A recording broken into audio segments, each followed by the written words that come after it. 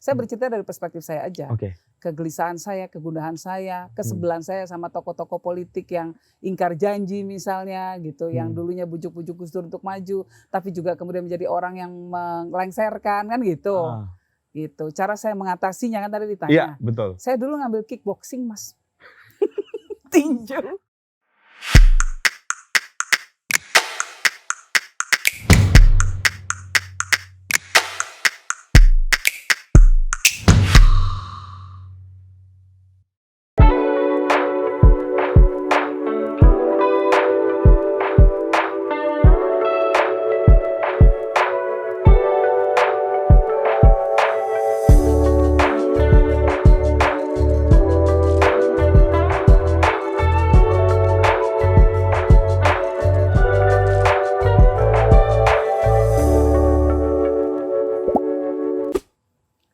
Halo teman-teman, ketemu lagi dengan saya Putu TA, Kepala Suku Mojo, dan sore yang mendung ini tapi semilir lah anginnya. Kami seluruh kru Mojo datang ke sebuah tempat yang menyenangkan untuk menemui Mbak Yeni Wahid. Assalamualaikum Mbak. Waalaikumsalam warahmatullahi. Mbak, ini Selamat sebetulnya datang. tempat apa sih ini? Ini Ada mulai Peace Village sampai Pojok Taraman gitu. Apa sebetulnya tempat ini? Ini cuma sekedar tempat apa ya? Ini mungkin tempat inkubasi banyak gagasan. Awalnya tuh begitu mungkin ya. Jadi Mas Faris kan dulu di UGM suami saya. Jadi kan Jogja selalu menjadi tempat istimewa buat dia. Pasti. Nah kemudian ya kebetulan dia ada tanah. Kita bikin rumah lah awalnya. Tapi lama-lama kemudian kita berpikir kehadiran kita di sini gimana ya bisa agak manfaat sedikit gitu. Jadi kebetulan saya punya program dengan yayasan saya namanya Peace Village. Iya. Peace Village itu adalah sebuah program yang saat ini sudah mencakup 30 desa di 4 provinsi.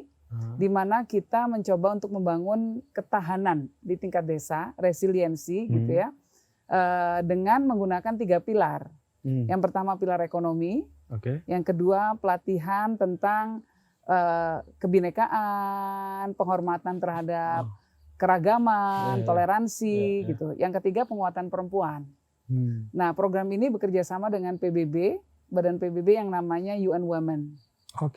Gitu. Jadi sudah berjalan selama beberapa tahun di banyak desa di 4 provinsi di Indonesia. Nah di sini berarti kantor pusatnya gitu? Enggak juga, kantor pusat tetap Jakarta. Cuma karena kita kebetulan di Jogja, kemudian Jogja juga menjadi salah satu village, menjadi desa damai. Peace Village kan desa damai gitu ya. Jadi salah satu desa damainya di Jogja di desa Sidoarjo. Ini paling bontot ini, paling bungsu. Jadi kalau daerah lain sudah banyak di Sumeneb ada, di Malang, di Batu, di mana di Bogor, Depok, di Solo sudah ada. Nah Jogja ini bontot, Sidoarjo ini. Kebetulan juga tempat ini kemudian menjadi tempat yang kalau kita sering datang tamu-tamu, terutama tamu-tamu asing, dubes dan lain sebagainya ya, mereka ya kesini lebih enak juga gitu. Nah itu Peace Village. Nah di situ ada banyak. Kita menampung banyak aspirasi masyarakat, lalu menampung banyak ekspresi. Kita mencoba menaungi misalnya seniman-seniman lokal yang terdampak COVID ya, sudah 2 tahun nggak manggung. Betul. Nah kita undang ke sini, tentu dengan prokes, masuk dites dulu, kalau negatif boleh, kalau positif suruh pulang, kira-kira gitu kan. Nah terus manggung di sini. Ya supaya inilah ya kita sama-sama saling memperhatikan. Betul. Itu cuma gitu aja sih.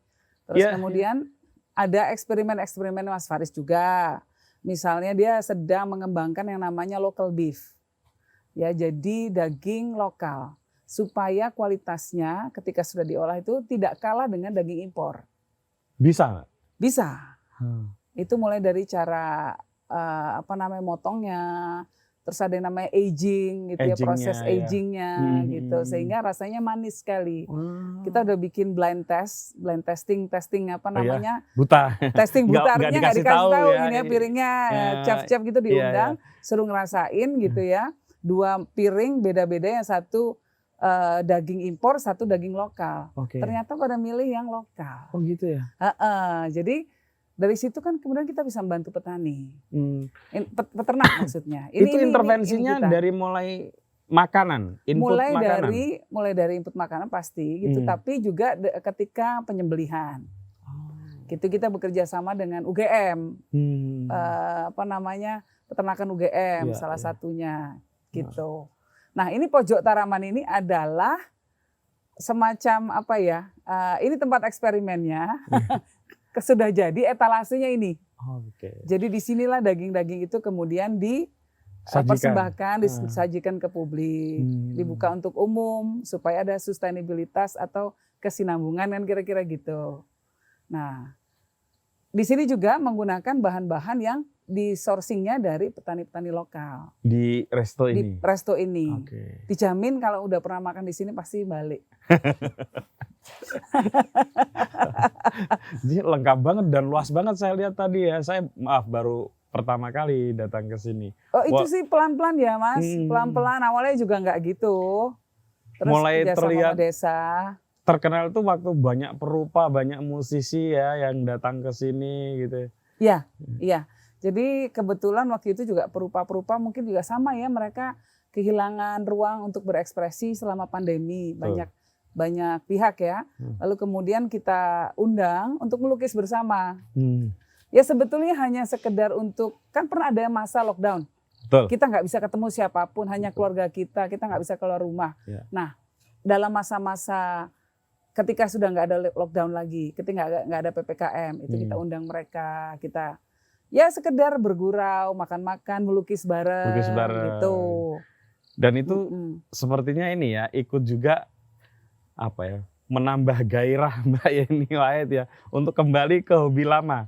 Karena kan dulu hobinya gambar juga kan? Iya dulu. Karena saya dulu kuliahnya S1-nya desain grafis. Desain grafis di Trisakti kan? Trisakti, iya. Sekarang masih Mbak melukis-melukis? Sekali-sekali. Malah nyanyi ya sekarang ya. Saya sebetulnya baru sekali ini melukis. Kalau dulu saya suka nyeket.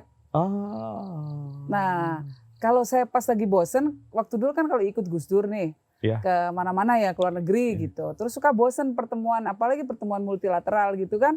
Kadang-kadang yang diomongin gitu kan sama kepala-kepala negara itu kan, ya begitu-begitu aja. Kita udah tahu lah kira-kira ininya lah poinnya mereka, kita sudah mengerti gitu ya. Kan suka bosen, tapi kan mereka harus membacakan dulu tuh statement dari negaranya.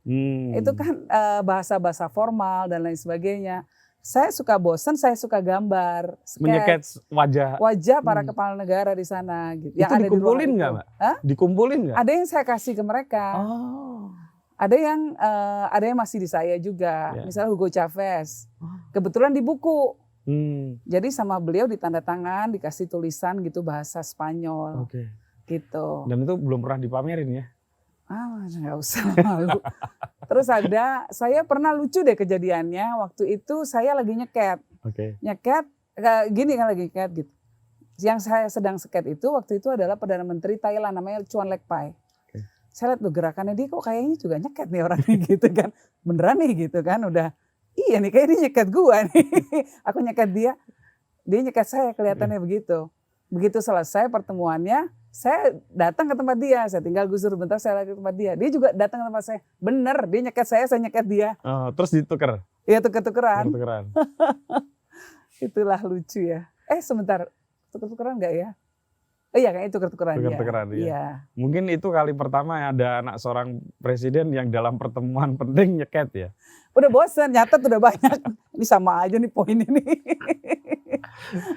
Mbak Yeni, saya mau balik sejenak ke satu fase di mana Anda lulus dari FSRD Trisakti kan langsung bekerja sebagai seorang jurnalis.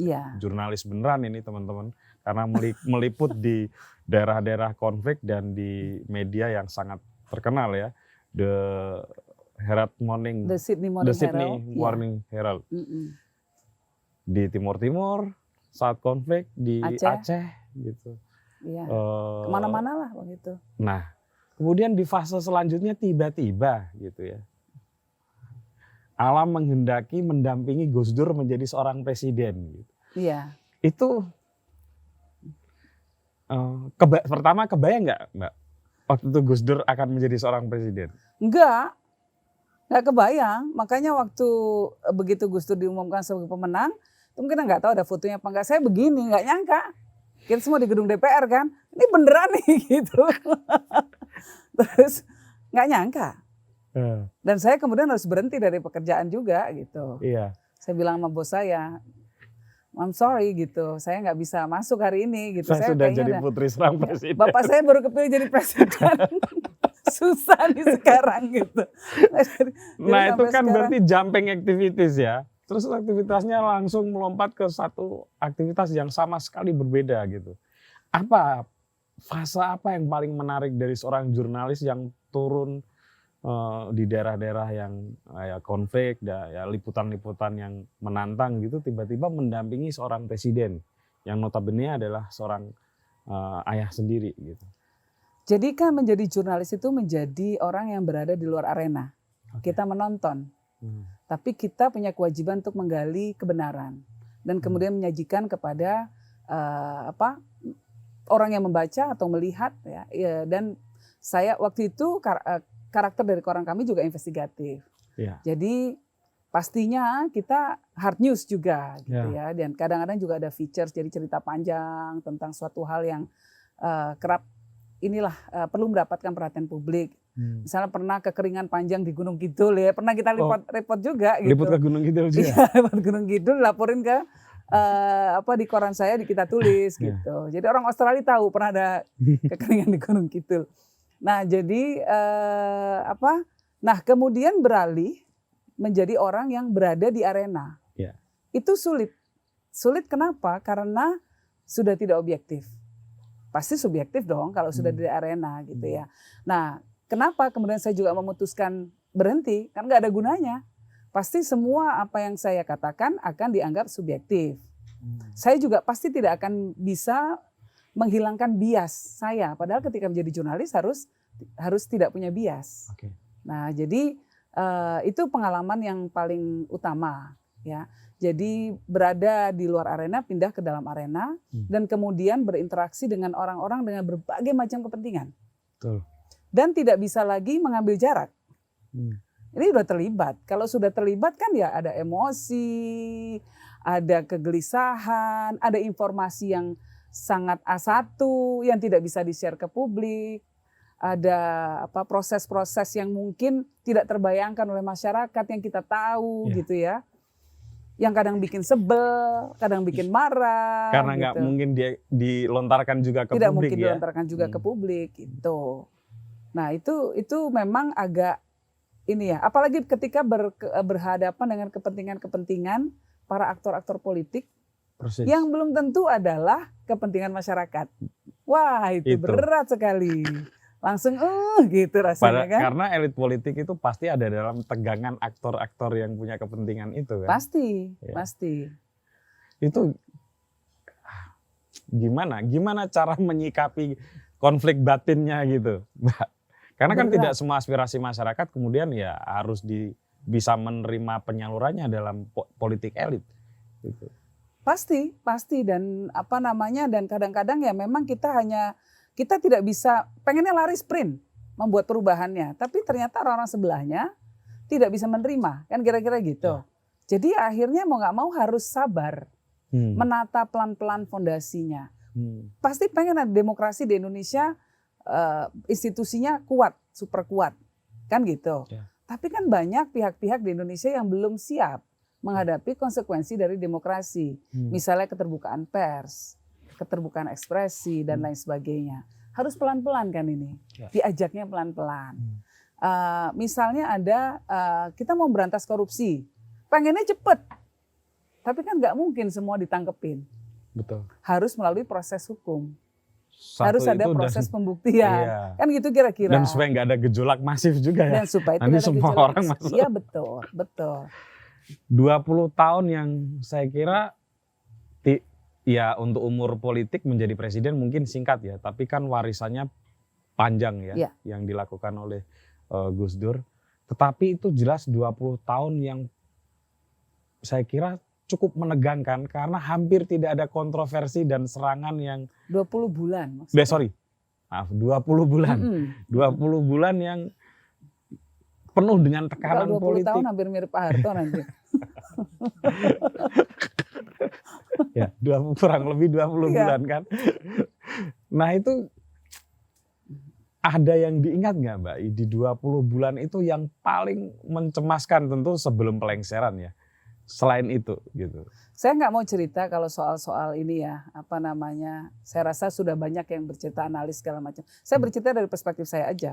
Kegelisahan saya, kegundahan saya, kesebelan saya sama tokoh-tokoh politik yang ingkar janji misalnya gitu, yang dulunya bujuk-bujuk Gus Dur untuk maju, tapi juga kemudian menjadi orang yang melengsarkan kan gitu. Gitu. Cara saya mengatasinya kan tadi ditanya. Iya, betul. Saya dulu ngambil kickboxing, Mas. Tinju. Terus diseketi juga wajah-wajah saya bayangin mereka. jadi bos, pokoknya kalau lagi sebel tak tinju dalam bayanganku. Sansaknya tak tinju dalam bayangan saya, ini mukanya mereka. Kira-kira sudah tahu lah itu siapa aja. Tapi gitu. juga tidak membayangkan bahwa Gus Dur akan secepat itu juga lengser. Waktu itu Mbak Yeni. Kitanya nggak membayangkan, Gus Durnya kayaknya udah tahu. Udah tahu ya. Iya. Tapi bener nggak sih Mbak? Anda nggak dibayar dulu waktu mendampingi Gus Dur? Ya nggak dibayar. Nggak digaji ya? Ya nggak digaji lah. Gimana? Kita juga susah kan kalau mau apa posisinya gitu. Juga wagu ya kan, aneh juga. Iya. Gitu. Saya pernah baca. Nggak tahu tuh kayak Ivanka Trump itu dibayar nggak ya? Tapi saya pernah membaca Jawahari sebelum Gus Dur menjadi presiden juga katanya sering yang diberikan kepada keluarganya adalah uang-uang yang jelas tingkat halalnya gitu. Iya. Bener nggak? Oh, Bapak itu kelebihan Bapak yang paling utama adalah mendidik keluarganya untuk mandiri secara finansial. Artinya apa? Artinya jarang banget dikasih uang. Dari muda saya sudah kerja sendiri. Saya sudah mandiri. Ya tadi misalnya saya kerja di koran Australia gitu, gaji saya udah $. Jadi udah mandiri, udah biasa. Ke Amerika pun saya juga beasiswa dan setengah minjem student loan di sana bisa pinjem. Tapi ke Amerika itu kan setelah Gus Dur lengser ya? Ya itu pun gak disangguin. Padahal itu mungkin jadi stress release loh ya. Kan situasinya berat banget mungkin di tanah air ya. Oh iya. Tapi artinya kalau kita bicara soal finansial, memang Gus Dur itu orang yang seperti itu. Tapi banyak orang yang kemudian datang ke kita dan cerita, wah dulu anak saya tuh di rumah sakit, saya kesulitan bayar. Lalu kemudian saya pergi ke Jalan Keramat Raya, kantor Bapak kan, kantor PBNU. Kata Gus Dur, iya udah tunggu sebentar gitu. Nanti saya balik lagi, saya seminar dulu. Nah pulang dari seminar, uang honor amplop-amplopnya dikasih langsung. Dan ternyata kata orang ini gitu ya, itu sampai ke sen-sennya persis sama dengan yang dibutuhkan untuk bayar rumah sakit. Nah kayak gini-gini kan ya sudah beyond nalar, sudah di luar nalar buat saya. Jadi kita sudah menerima. Dan kalau bukan karena ibu saya, mungkin kita nggak punya kulkas, nggak punya TV, nggak punya. Nah, karena ibu saya yang menopang gitu dengan pekerjaan beliau gitu ya. Kebutuhan sehari-hari dan peneliti juga ya. Ibu saya dulu kerja di majalah Matra. Zaman. Jurnalis kan? Iya. Itu mungkin nggak banyak orang yang tahu bahwa Bu Sinta Nuria itu sebenarnya dulu jurnalis, pengajar juga. Kalau nggak salah S1-nya di Sunan Kalijaga ya? Iya betul. Nah, ada satu fase ibu itu kan sampai jualan permen, bikin dan jualan permen. Itu ngalamin nggak? Saya masih bayi. Masih bayi ya? Itu di Jombang. Di Jombang? Di Jombang, jualan kacang, jualan es, sama bapak berdua. Jadi nanti ibu yang goreng, terus mereka berdua bungkusin gitu. Terus kan pakai lilin tuh ya, plastiknya itu kan di lemnya itu, supaya nempel itu. Itu mereka lakukan berdua. Itu kan kayaknya nyaris tidak bisa dipahami ya Mbak. Anak dan cucu seorang kiai besar gitu ya, pendiri dan terah keluarga besar NU gitu, pendiri NU juga, jualan kacang gitu. Itu gimana sih kira-kira untuk menjelaskan publik bahwa itu benar-benar terjadi gitu? Ya itu betul-betul terjadi. Dan Gus Dur dari muda juga begitu. Maksudnya waktu beliau dapat beasiswa ke luar negeri. Iya. Beasiswa loh, nggak dibayarin karena kan Mbak Wahid sudah seto, sudah meninggal waktu itu. Sehingga Yang ke di luar Kairo negeri ya? pun dapat kuliah di luar negeri pun dari beasiswa. Nah kemudian beliau untuk menopang hidup ya kan kerja macam-macam. Kerja di laundry, kerja tukang mecah batu dan lain sebagainya. Itu kan sudah dilakukan. Jadi kami memang tumbuh dalam keluarga yang mengutamakan kemandirian dan tidak malu untuk melakukan pekerjaan apapun asal halal. Jadi biasa aja buat kami itu ya biasa, nggak ada yang aneh. Demikian juga soal emansipasi, ya kesetaraan gender dan lain sebagainya. Orang mungkin berpikir, waduh, kenapa sih kok keluarga Gus Dur begitu? Terutama ibu saya juga ya soal kesetaraan gender cukup progresif memperjuangkan. Ya karena di rumah bapak itu biasa bantu mama juga. Pokoknya kalau pas di rumah dan bisa ini dibantu bapak biasa. Kita lihat bapak cuci piring itu biasa.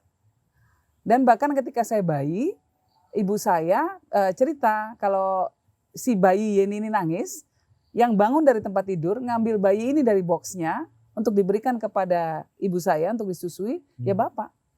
Ibu saya tiduran aja, nanti bapak yang bangun ngambil bayinya, berikan ke mama, disusuin, ntar dibalikin lagi gitu. Jadi sangat egaliter, sangat setara dalam berbagi peran domestik. Nah, apalagi kalau di Indonesia kita kan beruntung ya, kita punya yang namanya asisten rumah tangga. Tapi kalau misalnya mereka berdua nggak punya asisten rumah tangga, beban rumah tangga pasti dibagi berdua. Betul.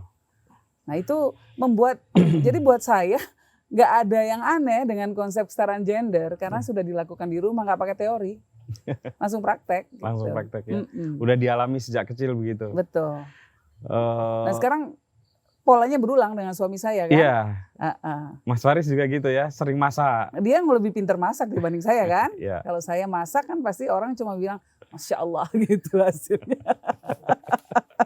Masya Allah tanpa berani mengekspresikan. Iya.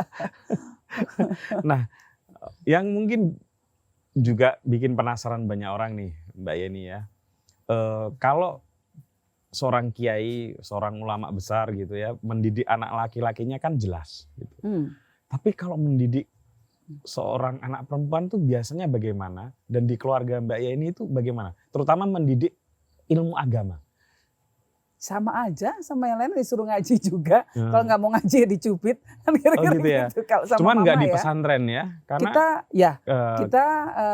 kita di Jakarta, sudah diboyong semua ke Jakarta. Tapi setiap libur harus ke pesantren. Gitu. Dan sambil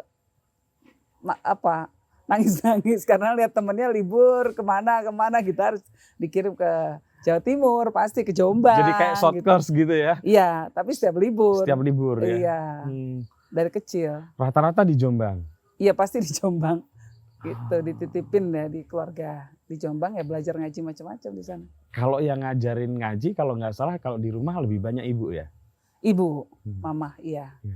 Nyebutnya mama ya? Iya mama, untuk ini ya, untuk mungkin untuk fikih ya. Nah, kalau bapak lebih ke arah ini lebih filosofi gitu ya, filsafat Islam, sejarah itu tapi nanti setelah agak lebih umurnya lebih besar kira-kira.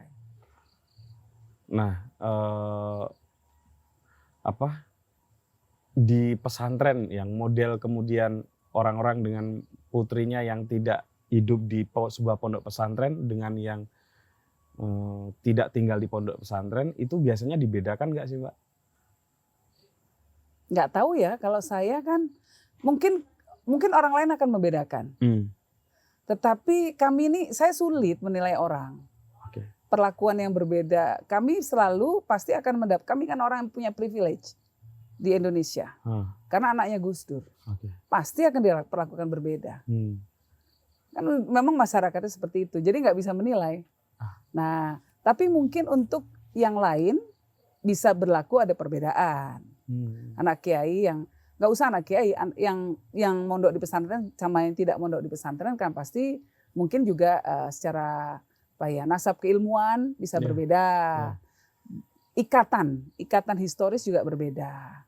Kalau alumni Tebu Ireng pasti punya esprit de corps lah kira-kira kalau ini. Yang berbeda dengan misalnya alumni Lirboyo dan lain sebagainya. Jadi ya beda aja mungkin gitu. Nah, saya mau bertanya itu karena mau masuk ke pertanyaan yang agak sensitif ya Mbak ya. Di satu sisi Mbak Yeni dan keluarga biasanya diposisikan sebagai Islam liberal dalam tanda kutip gitu ya.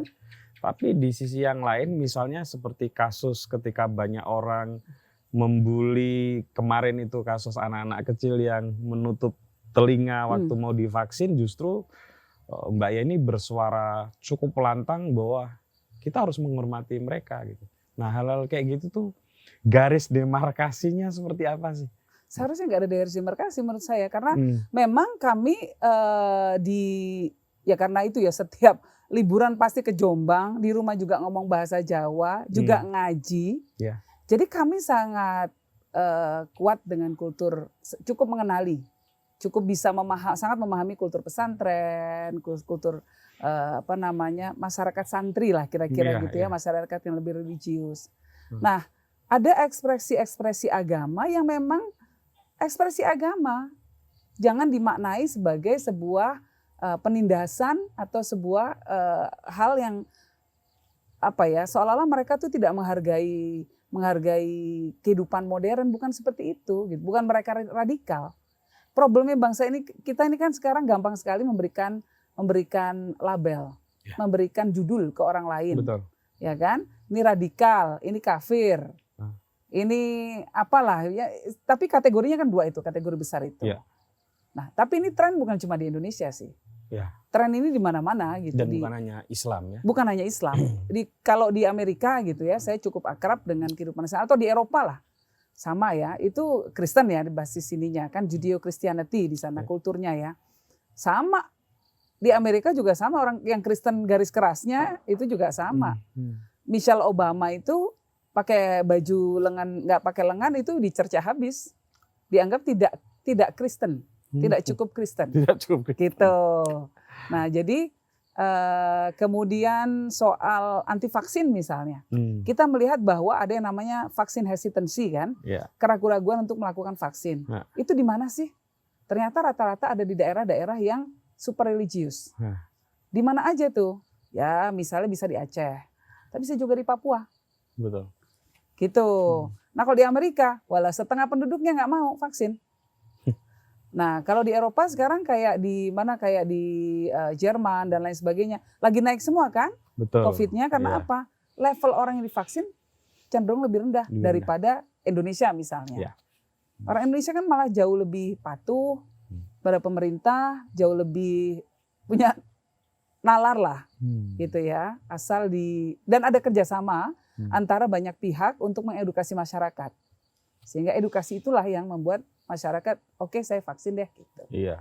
Atau kadang-kadang rasa tidak enak sama tetangganya gitu, itu juga kalau di Indonesia kan. Ya bisa jadi. Tetangganya udah vaksin semua, dia belum kan. Betul. Rasa risih, sehingga secara sosial ya sudahlah vaksin. Iya. Karena kalau nggak vaksin itu sulit. Di luar negeri boleh nggak vaksin? Boleh.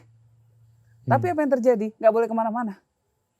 Nggak bisa ke pasar, nggak bisa ke mall, nggak bisa kemana-mana sama sekali. Di rumah aja. Di Singapura itu nggak boleh kemana-mana. Di Eropa sama. Kalau keluar ketahuan dia belum vaksin, didenda. Dendanya berapa? Bisa sampai 10 juta. Nah, balik lagi ke soal keluarga nih Mbak. Ya. Sejak kecil atau ada nggak sih perasaan terbebani sebagai anak dari seorang tokoh bernama Gus Dur? Kalau masih kecil sih nggak terlalu ya. Paling awal-awal sih cuma mikir, ya ampun banyak banget sih tamunya bapak nih, nggak ada tamu gitu. Dan kemudian bapaknya suka pergi gitu ya. Lebih ke arah itu. Lalu kemudian ketika sudah dewasa dan kita tentu mulai dewasa muda lah. Remaja mencari remaja belum terlalu ya, karena masih mungkin sibuknya sama urusan sekolah lah segala macam. Tapi mulai ada pressure di SMA misalnya gitu ya. Gus Dur pernah dipanggil ke sekolah gitu. Karena bandel. Saya bandel. Bandelnya apa telat mulu. Itu misalnya. Saat gurunya bilang, kamu kok nggak kayak bapakmu. Maksudnya? Gitu. Jadi udah mulai itu pressure SMA. Kuliah nggak ada yang tahu.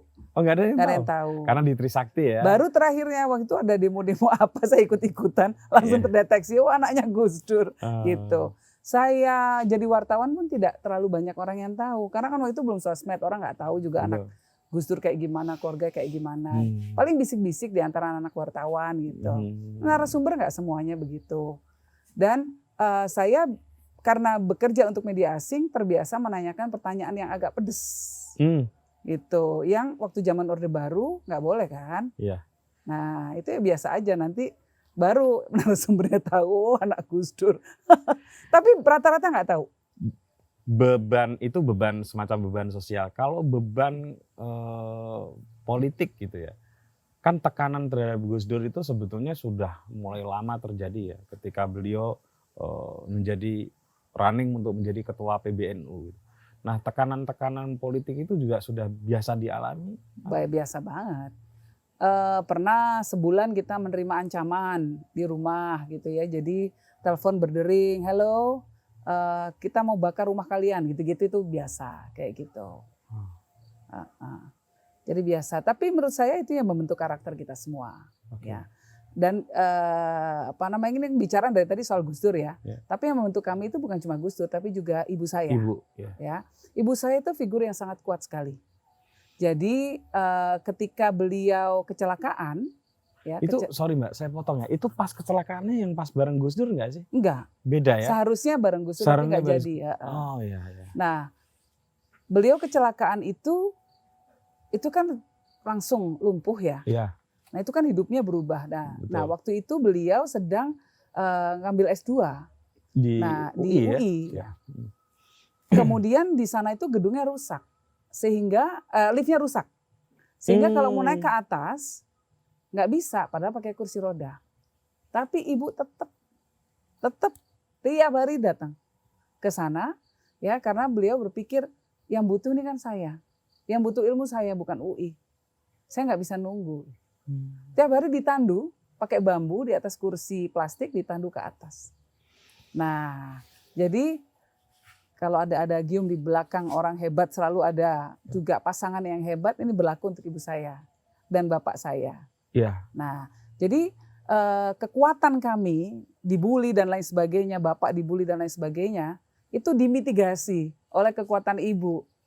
Bagaimana sebagai seorang yang sangat sabar. Iya. Orang yang sangat beliau tuh kan kuat sekali tirakatnya. Iya, puasa tiap hari kayaknya. Puasa tiap hari dari muda gitu ya. Dikirnya juga panjang. Itu kan kemudian menimbulkan rasa keikhlasan ya. Kita berserah kepada Allah SWT gitu, bahwa apapun yang terjadi ini sudah kita jalani saja. Yang penting niatnya untuk membuat kebaikan. Stres nggak? Stres. Keluarga pasti yang paling stres. Tetapi karena adanya dua sosok ini yang begitu ikhlas gitu menerima apa adanya gitu ya, garis tangan gitu yang diberikan, tapi tetap kokoh memegang komitmen untuk mengabdi pada masyarakat, ini sumber kekuatan kami. Dan di zamannya itu Ibu Sinta kan sudah sangat progresif pandangannya soal gender ya Mbak ya?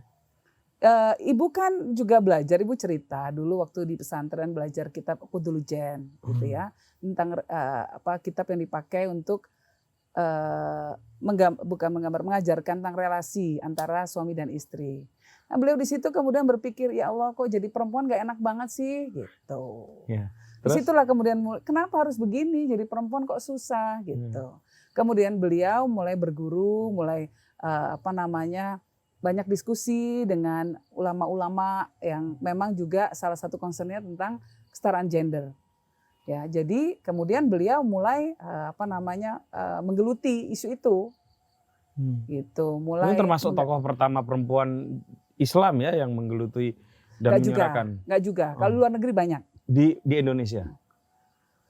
Di Indonesia enggak juga sih sebetulnya banyak, cuma mungkin profil ibu yang jauh lebih menonjol. Ya. Ya gitu, dan kemudian juga latar belakang beliau dari pesantren ya, dari kecil dari pesantren. Dari pesantren. Bacaan kitabnya juga Kuat sehingga membuat analisa menjadi lebih dalam gitu ya, sehingga mampu melakukan dekonstruksi gitu. Beberapa kitab yang dijadikan pegangan dan kemudian dicoba di kontekstualisasi dalam konteks zaman gitu. Konteks zaman yang saat ini ya, konteks zaman berbeda. Kalau misalnya kayak Mbak Yeni, ini kan termasuk agak jarang ya di Indonesia, maksudnya dari darah biru NU tapi punya pergaulan yang sangat kosmopolit gitu ya. Di berbagai belahan dunia gitu ya. Insya Allah. Menurut Anda dengan banyaknya pergaulannya dan tetap membawa keislaman di dalam diri Anda, sebetulnya Islam di Indonesia itu dekaden atau sebetulnya sudah mengalami dinamika yang cukup menarik? Gitu. Menarik ya, jadi apa yang dikatakan teman saya orang Saudi tentang Muslim di Indonesia. Ya. Kata mereka orang Islam di Indonesia itu sangat religius. Jauh lebih religius dibandingkan orang Saudi. Jadi itu yang menarik. Kenapa dibilang gitu? Ya orang Indonesia itu pokoknya kalau dan ini ternyata kalau saya amati bukan cuma Muslim di Indonesia. Orang Kristen di Indonesia juga sangat religius. Orang Buddha juga sama, orang Hindu sama. Artinya identitas agama itu menjadi identitas yang sangat kuat di negara kita. Dibandingkan negara lain. Gitu ya. Jadi kalau di Saudi, karena saya banyak teman di Timur Tengah ya. Kebetulan saya menjadi banyak, saya penasehat ada beberapa badan gitu ya di Timur Tengah misalnya minta saya jadi penasehat, jadi saya sering bolak-balik ke sana atau sering diundang bicara di beberapa forum gitu. Misalnya di Abu Dhabi, juga jaringan saya di Saudi, gitu-gitulah, di Qatar, di Kuwait. Nah, jadi saya kan lihat macam-macam orang seperti apa gitu kalau orang Timur Tengah. Memang orang Indonesia itu sangat-sangat religius. Sangat religius, sangat serius kalau udah soal agama. Ini menjadi identitas mutlak, identitas sangat kuat gitu ya. Kalau di Saudi itu misal itu negaranya yang membuat pengaturan. Gitu ya. Bukan yang masyarakatnya ya. Bukan masyarakat. Kalau kita kan masyarakatnya juga langsung ini adzan ya, datang ke masjid langsung gitu. Kalau di Saudi atau di beberapa negara kan lebih banyak juga memang aturan negaranya. Toko harus tutup gitu. Ya, karena diatur ya. Iya. Nah, ini contohnya. Demikian juga di negara-negara yang basisnya mungkin mayoritas Kristen. Itu kalau saya lihat teman-teman Kristen di sini luar biasa juga ininya, Kristennya, ekspresi Kristianitinya gitu dibandingkan dengan teman-teman saya yang di luar negeri gitu, yang dari negara-negara Eropa dan lain sebagainya. Gitu. Walaupun di sana ada juga yang keras ya. Tapi ini rata-rata gitu. Rata-rata. Itu kalau problem Muslim. Kalau lebih spesifik lagi, problem perempuan. Bukan problem Muslim sih menurut saya. Apa?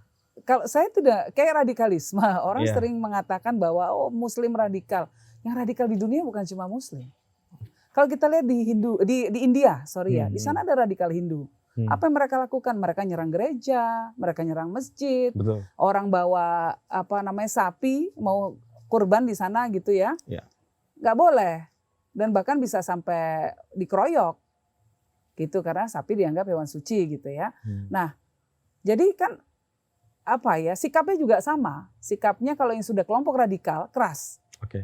Lihat di Myanmar, kelompok radikalnya siapa? Kelompok radikal Buddha. Bahkan majalah Times itu pernah bikin sebuah foto gitu ya, salah satu edisinya, gambar depannya itu adalah seorang biksu Buddha. Dan dia bilang, inilah wajah teror Myanmar. Bayangin itu biksu loh. Kalau buat kita kan biksu rata-rata, waduh sudah meninggalkan keduniaan kan. Ini karena apa? Karena di sana ada umat Islam yang pernah dianiaya, bukan pernah, memang sempat dianiaya kelompok Rohingya misalnya gitu. Narasinya juga sama, kelompok-kelompok radikal ini. Mirip ya. Mirip banget, mau kelompok radikal Islam, mau kelompok radikal Kristen, mau kelompok radikal Hindu, mau kelompok radikal Buddha. Selalu menciptakan musuh Ya. yang harus diperangi. Gitu. Dan mereka akan menciptakan narasi bahwa umatnya terancam karena ada musuh ini. Nah, kenapa mereka harus menciptakan narasi itu? Supaya jadi pahlawan dong. Iya, saya setuju Mbak. Tapi seringkali tuduhannya adalah ya di dalam Islam sendiri itu diajarkan memang seperti itu. Sama, hampir semua. bukan ini ya. Ada beberapa, saya nggak tahu scripture kayak misalnya kayak Buddha dan lain sebagainya, saya nggak ngerti ininya ya, teksnya. Tapi di Kristen kalau di Perjanjian Lama juga ada konsep mata dibalas mata, eye to eye misalnya gitu ya. Di Islam juga banyak kisah-kisah dalam konteks peperangan yang memang mengharuskan umat muslim untuk memerangi orang-orang yang memeranginya. Nah, tetapi kalau konteks zaman sekarang kan tidak seperti itu lagi. Nah, artinya kalau orang kemudian membaca secara literal apa yang ada dalam kitab suci, ya itu zaman perang kok mau dibawa ke masa damai seperti sekarang, ya nggak cocok gitu. Nah, di Kristen tapi juga ada yang begitu. Saya kalau lagi ke Amerika, saya yang paling senang tuh nyetel TV lokal. Oh.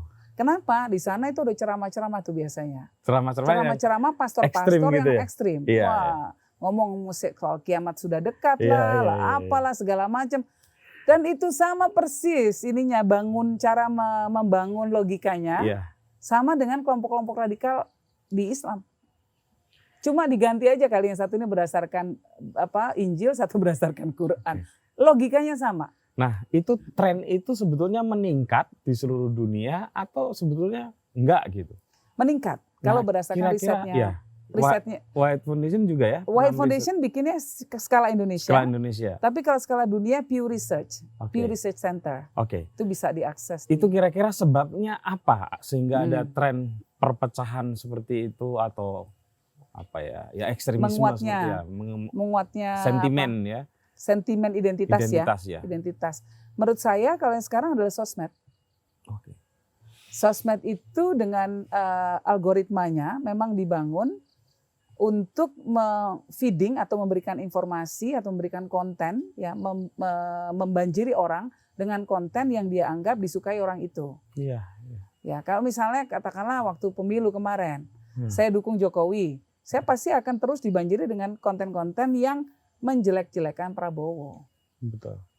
Yang pro Jokowi gitu ya. Tapi ada juga yang kalau saya terindikasi nggak suka Prabowo, itu juga masuk. Sehingga ini akan menebalkan ketidaksukaan kita. Nah, di sisi lain, sekarang ini orang tidak punya stamina untuk mencerna suatu hal secara panjang lebar. Mereka cuma punya waktu kalau mau baca itu judulnya doang yang dibaca. Nggak punya stamina untuk menganalisa sebuah artikel secara panjang lebar, tidak punya kemampuan berpikir kritis, sehingga yang terjadi cuma baca judul.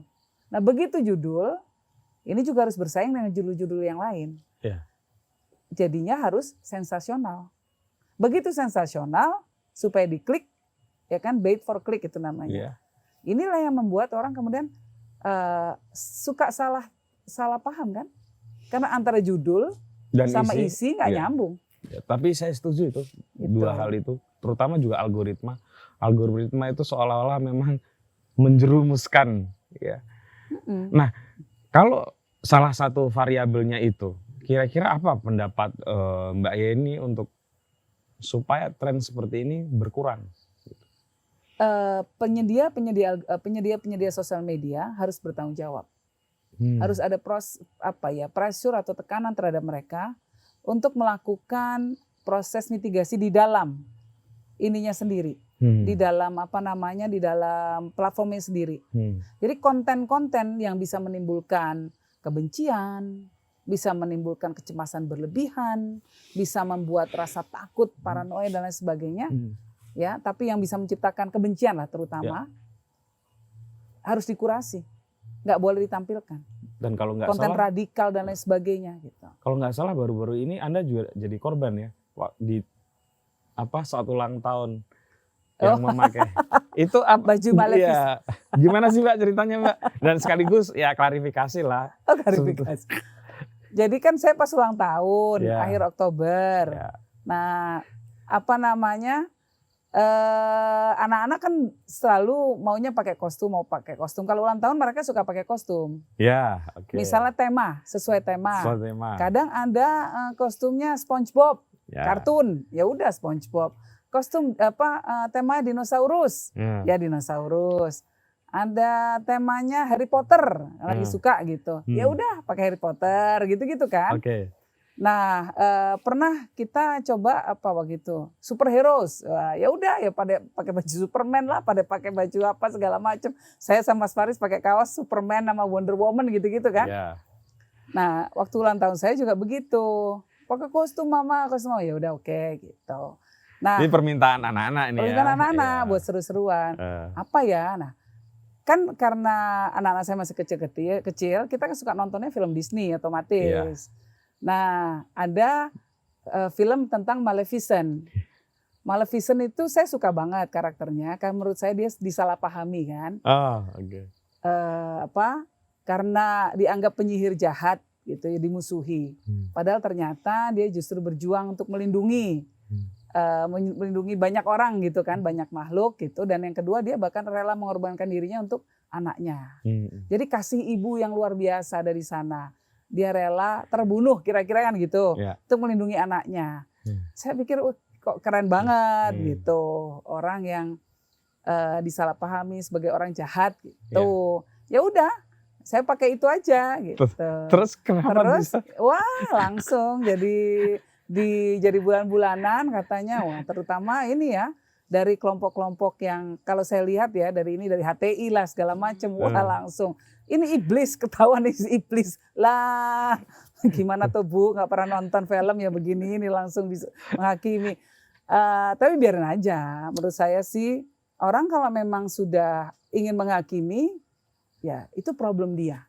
Iya. Itu dia yang punya masalah gitu. Orang cenderung memang mencari sisi yang dimana dia bisa menyerang begitu betul. Punya kecenderungan untuk itu. Betul. Kalau misalnya waktu itu saya pakai kostum itu, karena ini cuma kostum ya. Kalau pakai kostum Cinderella pun juga pasti akan dicari cara untuk mengkritisi gitu ya. Jadi mungkin dibilang wah ini barat lah apa segala gitu ya udahlah. Gitu. Tapi merasa nggak sih Mbak Yeni itu termasuk orang yang selalu diincar dalam tanda kutip untuk dicela? Ya begitu. Iya karena saya gampang ini kan, mau soal jilbab lah, segala macam saya ngomong apapun, selalu komennya terakhirnya jilbabnya dibenerin dulu, ya elah kayak nggak punya alat lagi untuk menyerang. Tapi buat saya bagus juga, artinya mereka tidak punya alat untuk menyerang gagasannya. Oke. Isu yang dipakai nyerangnya tetap aja soal jilbab, bukan soal gagasan saya. Saya bicara soal kripto, saya bicara soal macam-macam. Diserangnya cuma soal jilbab. Oh ya berarti orang ini kan nggak berpendidikan, kan gitu aja. Segitu. Kelasnya cuma segitu ya udah, nggak penting juga diperhatikan, kan kira-kira begitu jadinya. Jadi kira-kira itu pesan saya buat orang-orang yang mau membuli saya soal jilbab. Sekarang piknik deh ke Riyadh sana. Di Riyadh nggak banyak yang pakai kerudung aja enggak sekarang udah. Di Kuwait juga banyak saya dengan pejabat pemerintah, menteri perempuan yang nggak pakai jilbab, rambutnya bagus dari salon begitu. Qatar juga sama. Jadi saya pikir ya, yang orang-orang yang nyerang saya memang kurang piknik. Kalau kurang piknik mau gimana? Kita mau ngasih taunya. Kurang piknik dan mungkin kurang mengikuti perdebatan satu objek keilmuan ya. Iya. Nah, saya balik lagi ke Peach Village ini. Sebelum ke Peach Village, orang ini Mbak di keluarga Gus Dur ini, orang kalau saya sih mungkin tahu dan teman-teman ya, ada yang Gus Durian, ada yang Wahid Foundation. Kadang-kadang nggak bisa membedakan. Nah di sini mungkin bisa diklarifikasi. Apa bedanya yang Wahid Foundation dengan Gus Durian? Kan dua-duanya itu identik dengan Gus Dur dua-duanya. Iya. Institusi aja. Maksudnya Wahid Foundation itu memang yayasan yang saya dirikan bersama dengan Bapak. waktu Bapak masih ada, dan dimaksudkan untuk institusionalisasikan gagasan Gus Dur, mencatat, menyebarkan gitu ya, dan mencetak orang-orang baru kemudian yang bisa terus menyebarkan gagasan ini, mengimplementasikannya di masyarakat gitu. Sementara kalau Gus Durian adalah... Kalau Gus Durian itu memang dibentuk setelah Gus Dur wafat, dan gunanya untuk mewadahi banyaknya animo masyarakat ya, yang merasa atau mengidentifikasi diri mereka sebagai orang yang memegang nilai-nilainya Gus Dur. Dan kemudian melakukan kegiatan-kegiatan di masyarakat. Jadi ya sama aja lah menurut saya. Sama ya. Artinya sebetulnya di Indonesia ini saya kira kok agak baik-baik saja dalam konteks itu. Karena apa? Karena gagasan-gagasan Gus Dur banyak sekali yang menyukai dan lestari gitu, diikuti. Makin banyak makin bagus. Cuma yang nggak boleh adalah jangan dipakai untuk jualan macam-macam atau untuk nyari keuntungan pribadi kan itu aja. Makin banyak institusi yang menyuarakan gagasan dan pemikiran Gus Dur, kami makin senang. Tapi ya itu jangan dipakai untuk ancik-ancik politik, kira-kira kan gitu. Oke, nanti saya akan bicarakan deh yang itu. Jangan dibuat bargaining gitu, dukung siapa gitu. Nah, di Peace Village salah satu pilarnya tadi Anda bilang adalah soal perempuan. Apa nih isu perempuan yang paling merisaukan Mbak Yeni? Kalau di Indonesia salah satunya kan kekerasan terhadap perempuan masih sangat tinggi. Ya, kedua kemudian tentu kalau konteks dunia sampai sekarang masih ada ketimpangan ya dalam hal pemberian ruang bagi perempuan untuk berekspresi di ruang publik.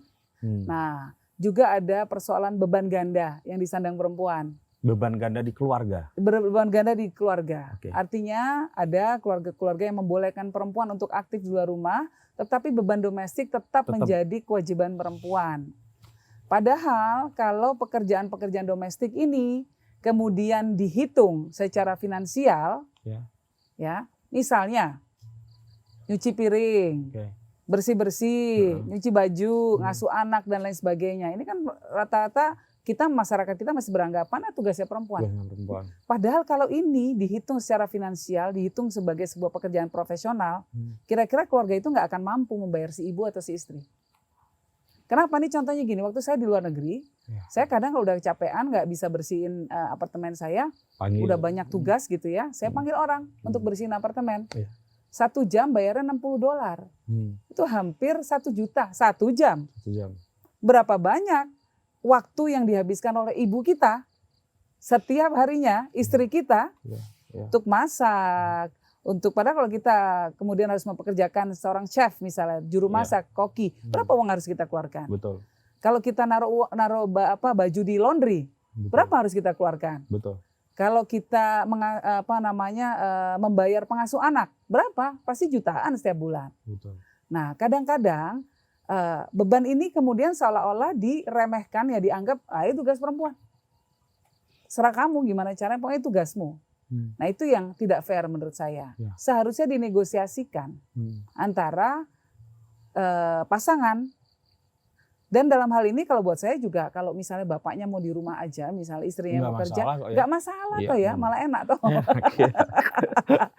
Masalahnya adalah masyarakat masih menilai bahwa laki-laki yang tidak bekerja itu tidak jantan, tidak macho.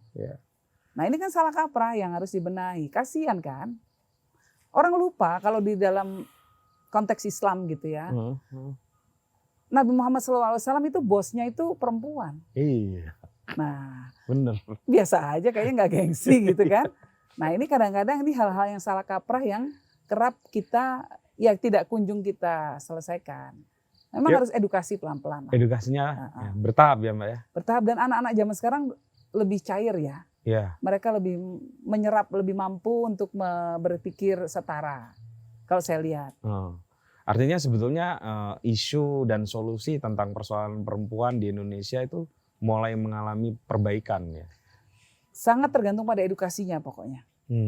Jadi kalau masyarakatnya dibanjiri dengan hal-hal yang positif ya, dengan edukasi mengenai kesetaraan dan lain sebagainya, itu juga akan menjadi norma, menjadi nilai dan norma. Itu. Betul. Tapi Tapi sayangnya hal kayak gitu nggak masuk ke pendidikan formal kita nih Mbak Yeni ya, belum ya? Iya, nggak masuk, kurang secara secara terbuka dibicarakan. Iya, kayaknya mata kuliah kesetaraan gender gitu nggak ada deh. Nggak ada.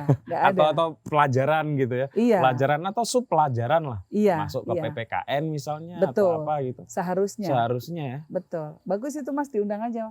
Nanti Menteri Pendidikan tanyain soal ini. Ya, karena ya kita belajar etik kan ya etika apapun gitu ya kan dari keluarga, dari sekolah. Iya. Ya kan. Kalau itu nggak diajarin ya. Iya. Dan karena yang jadi korban bukan cuma perempuan ya, tapi laki-laki juga. Pasti. Seperti tadi, kalau misalnya dia memang ternyata lebih menyukai berada di rumah gitu ya, tapi masyarakat seolah mencibir karena dia tidak mampu menjadi pencari nafkah misalnya gitu ya. Jadi seolah dicibir, padahal kan nggak perlu dicibir. Ya. Atau misalnya laki-laki harus maco, nggak boleh nangis misalnya. Lah sama Tuhan udah dikasih air mata, saya nggak boleh nangis gitu. Nah yang kayak gini-gini kan menimbulkan distorsi dalam kehidupan kita yang sebetulnya nggak perlu. Menurut saya begitu. Ya pelan-pelan lah, pelan-pelan. Anak laki-laki harus dididik untuk bisa mengekspresikan emosinya dengan biasa aja, tidak perlu dianggap negatif kalau mau nangis gitu ya. Anak perempuan juga nggak mesti kemudian harus melakukan pekerjaan domestik. Ya boleh dia mau ngambil kalau suka gitu kalau suka mau ngambil sains oke. Kalau mau ngambil apapun boleh gitu. Suka-suka dia gitu. Tapi sepertinya pimpinan formal kita masih defisit perempuannya ya Mbak ya? Masih. Kan? Masih. Artinya secara iklim politik masih belum. Iklim politik dan iklim masyarakat. Bahwa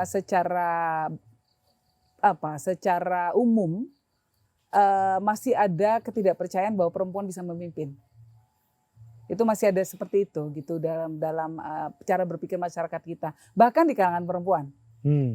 Nah, tapi ini juga gejala dunia, bukan cuma Indonesia sih. Nah, padahal begitu mereka memimpin, kita lihat bahwa prestasinya luar biasa, terutama masa pandemi. Kita lihat negara-negara yang pimpinannya, Perdana Menterinya atau Presidennya adalah perempuan, ternyata dia mampu mengatasi pandemi dengan jauh lebih baik. Krisisnya bisa diatasi dengan cepat. Selandia Baru, New Zealand ya, Jacinda Ardern misalnya, atau Merkel di Jerman. Ya. Kenapa? Kan pertanyaan itu. Karena perempuan itu sebetulnya punya kemampuan untuk melakukan konsensus building, membangun titik temu. Perempuan itu mengutamakan by nature ya ini ya. By nature. Oke. Jadi perempuan itu buat perempuan hubungan itu penting. Relasi itu penting. Relasi dengan sama, relasi dengan ini. Jadi dia akan sebisa mungkin mencari titik temu. Dan yang kedua dia protektif. Perempuan by nature protektif terhadap anak-anaknya. Nah, kalau sudah sebagai ibu bangsa, ini anaknya semua nih. Jadi dia akan berpikir caranya gimana anakku bisa selamat. Bukan cuma gimana caranya aku bisa survive, kursiku nggak digoyang-goyang, tapi gimana caranya supaya anak-anakku semua ini, pendudukku semua ini bisa selamat. Nah, jadi itu kekuatan perempuan. Terakhir nih Mbak, sebentar lagi ada Muktamar NU. Saya kalau bertanya Mbak Yeni mendukung siapa, pasti jawabannya dua-duanya. Iya pasti. Ya pastilah ya. Iya. Dua-duanya saya kira kandidat yang sama-sama hebat ya. Dan sama-sama menjanjikan, hanya agak beda visi saja. Yang satu menginginkan orang NU ada di banyak lembaga gitu. Oke. Pragmatisme politik praksisnya lebih kuat. Yang mana ini? Pak Yai Said kan kira-kira perbedaannya kan gitu ya. Kalau Pak Yai Stakuf kan pengen NU sebagai lembaga keislaman gitu, ngurusin umat gitu ya. Tapi saya tidak akan bertanya di soal itu. Ya. Saya mau bertanya kira-kira kalau boleh memberikan titipan pesan, karena Muktamar ini kok kecenderungannya hanya semata akan memilih siapa ketua, tidak ngomongin soal isu. Gitu. Nah, kira-kira kalau ada titipan pesan dari seorang muslimat gitu ya, yang punya pemikiran yang mendalam seperti Mbak Yeni, apa yang sebaiknya diperhatikan oleh PBNU? Isu-isu apa yang sebaiknya perlu dikasih highlight di dalam muktamar itu? Bahwa NU itu akan terus ada, ya, sebelum Republik ada, dan kita harapkan terus ada ke depannya nanti. Peran besarnya membimbing umat. Peran besarnya itu menjadi penggerak di masyarakat. Nah, paling penting NU itu jangan dipakai untuk kepentingan pribadi. Kalau dipakai untuk kepentingan pribadi, hasilnya pasti tidak baik untuk si pribadi tersebut. Jadi kalau saya masih percaya NU itu malati, kira-kira gitu. Sehingga nanti dalam perjalanan nanti malah nggak husnul khatimah dalam, bukan ketika akan berpulang ke rahmatullah ya, bukan, tapi dalam perjalanan karir. Gitu. Nanti juga mungkin tidak akan dikenang baik, kurang baik, selalu ada ekses-ekses negatifnya. Gitu, kalau melenceng nih dari garis. Tapi selama niatnya murni, walaupun dianggap kontroversi walaupun dianggap apalah, selama niatnya murni nggak apa-apa. Tapi kalau niatnya cuma sekedar rebutan-rebutan aja, gitu ya. Nah, hanya pengen jadi ketua, ini yang menurut saya harus diwaspadai oleh semua. Jangan lakukan itu. Gitu. Dan pesan saya yang utama adalah apapun kita semua ini saudara. Ini klise ya. Tapi pada akhirnya kita semua ini dulur semua, ini kita semua bersaudara ya. Kalau di konteks Indonesia kita saudara sebangsa ya. Konteks umat Islam di Indonesia kita saudara seiman ya.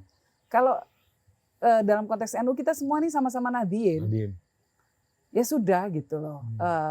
Tetap jangan lupakan itu. Jadi jangan kemudian terlalu mengedepankan nafsu pribadinya. Karena tampaknya ini mengeras ya. Betul. Apalagi kalau udah politik masuk, ikut campur dan lain sebagainya gitu ya. Jadi kita semua juga bisa. Memang sih kalau NU ditunggangi bisa mengantar orang-orang untuk macam-macam segala macam. Pasti. Tapi secara rasa dapat ini enggak? Dapat dapat penghormatan enggak di masyarakat? Dan itu bisa membuat NU makin terdegradasi dalam degradasi, betul. Jadi harus ingat kenapa tujuannya NU itu didirikan. Gitu. Konon asasinya harus diikuti, harus bersatu ini loh. Ini kan paling utama itu. Mbak Hashim itu salah satu ayat yang disitir itu adalah tentang persatuan. Dan harus dijaga terus. Itu kira-kira. Pertanyaan yang sama nih, terakhir banget nih kalau ini. 2024, tapi sebetulnya tahun politik kita bukan 2024, 2023. Karena 2024 itu kan Februari, kalau agendanya nggak ada pemunduran kan sudah pemilihan presiden. Sebentar lagi artinya 2023 kan kandidat sudah mulai diumumkan. Pertengahan tahun, artinya 1,5 tahun lagi. Kan waktunya cukup pendek gitu ya. Kita selama ini masih mikir soal profil saja. Siapa yang cocok, siapa yang elektabilitasnya bagus dan lain-lain. Tanpa pernah berpikir soal agendanya apa sih. Menurut Mbak Yeni, apa agenda yang penting yang sebaiknya diperhatikan oleh mereka yang nanti, atau mungkin juga nanti Mbak Yeni juga ya, masuk dalam running elektoral itu. Apa Mbak? Kalau saya itu kan ada 3 isu besar Mas yang akan dihadapi oleh umat manusia. Yang pertama itu disrupsi, disruption. Yang kedua environment, yang ketiga emotion. Ini kira-kira gitu. Jadi disrupsi, lalu tentang ekologi. Yang ketiga tentang emosi. Setiap pemimpin akan menghadapi 3 tantangan ini. Disrupsi apa sih? Mulai dari disrupsi teknologi yang akan membawa perubahan besar dalam cara kita hidup. Contoh gampangnya nih, perkembangan teknologi akan membuat ada yang namanya driverless cars. Jadi mobil nggak pakai supir. Apa yang akan terjadi terhadap 500 juta lebih atau 1 juta lebih pengemudi ojol? Itu mau diapain? Nah ini kan mesti segera dipikirkan. Karena belum ini kan lagi pendapatan 10 tahun loh ini. Pasti akan sudah kejadian. Betul, setuju. Nah, yang kedua, disrupsi yang diakibatkan oleh pandemi. Kita punya sistem seperti apa yang kita bangun untuk menghadapi ketika ada krisis diakibatkan pandemi seperti ini. Sebab ada kemungkinan besar pandemi seperti ini akan menyusul ada lagi kan? Itu tidak terelakkan. Kenapa? Karena masyarakat kita sekarang global. Yang namanya pergerakan manusia dari ujung dunia ke ujung dunia lain ini sangat bebas. naik pesawat, itu kan cepet banget. Ya. Nah ini kan yang membuat virus itu menyebar kemana-mana. Apalagi di Indonesia kita punya bandara internasional banyak sekali. Itu membawa pesawat dari negaranya langsung ke bandara itu. Gitu, 27 kalau nggak salah. Itu banyak sekali, lebih banyak dari di Cina sama di Amerika. Ya. Nggak ngerti juga kenapa gitu ya. Sebetulnya nggak perlu. Nah itu contohnya. Ya. Lalu yang kedua soal ekologi. Climate change. Banjir, tanah longsor, tsunami dan lain sebagainya. Kekeringan. Tenggelamnya pulau. Erosi daratan pantai, pantai maupun pinggir sungai. Masa kita nggak melakukan apa-apa? Ya kan? Nah ini harus segera dilakukan. Yang ketiga emosi. Nah itu, apa tuh Mbak? Sosial media. Okay. Lalu kemudian masyarakat yang terkotak-kotak, konflik di tengah-tengah masyarakat. Radikalisme berbasis politik identitas, bisa identitas agama, bisa identitas suku, dan lain sebagainya. Ini kan yang harus diatasi juga.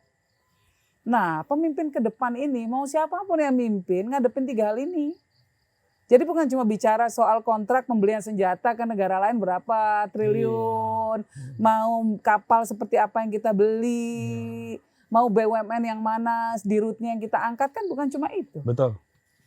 Bagaimana kita bisa mewujudkan mimpi bahwa 2045, ya prediksi PricewaterhouseCoopers bahwa Indonesia akan menjadi kekuatan ekonomi terbesar nomor 4 di dunia, itu bisa terwujud. Emangnya mau datang dari langit gitu aja nggak bisa, harus dibangun infrastrukturnya, infrastruktur pranatanya harus dibangun ya, sistemnya harus dibangun ya, sistem perdagangannya harus dibangun, kemudian bagaimana caranya kita bisa mengoptimalkan anak-anak muda kita, kreativitasnya, sehingga bisa menciptakan inovasi-inovasi baru. Betul. Akan ada unicorn baru dari Indonesia, akan ada perusahaan-perusahaan yang memang inovatif bisa menciptakan lapangan pekerjaan. Makin banyak lapangan pekerjaan, makin banyak orang bayar pajak, makin orang bayar pajak, makin kaya negaranya. Makin bisa menciptakan infrastruktur macam-macam, rumah sakit, sekolah, jalan raya, dan lain sebagainya, sampai ke pelosok. Kan itu cita-cita kita. Nah kita ngelakuin apa nih untuk ini semua? Dan belum pemerataan juga belum. Dan pemimpin di 2024 pasti harus bersiap untuk menginstall itu kan. Pressure dari negara-negara maju misalnya untuk biodiversity. Ya, itu aja udah. Kita ngelakuin apa ini? Betul. Ya, atau misalnya begini. Sekarang Pak Jokowi lagi menghadapi tantangan soal nikel. Ya, dituntut di WTO gitu ya. Betul. Padahal negara-negara itu juga pasti butuh Indonesia ya. Kaitannya ini ada konsep yang sekarang sedang menguat namanya Indo-Pasifik. Indonesia tengah-tengah konsep ini nih, di tengah-tengah kawasan yang disebut Indo-Pasifik. Peran besar kita nih luar biasa. Dan Indonesia itu selalu mencoba untuk membuat keseimbangan antara Amerika dan Cina.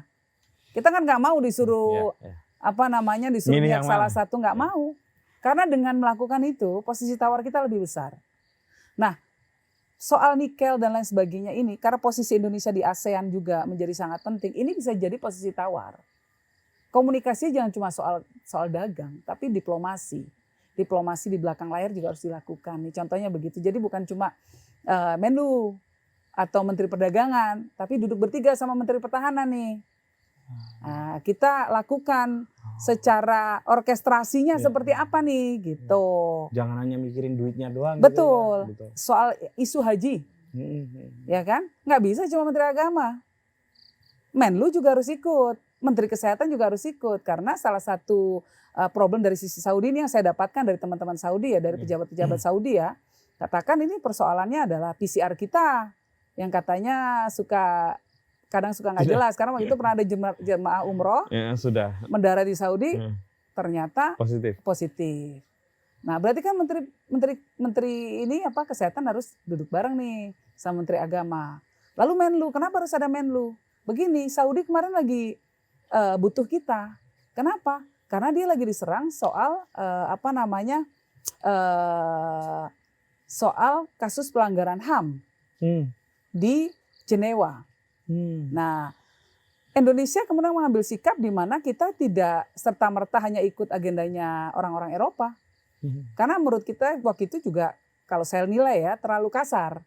Dia langsung mengatakan 2 orang harus dinyatakan sebagai penjahat perang gitu kan. yaitu MBS dan MBZ. Ini Putra Mahkota Saudi dan Putra Mahkota Emirat.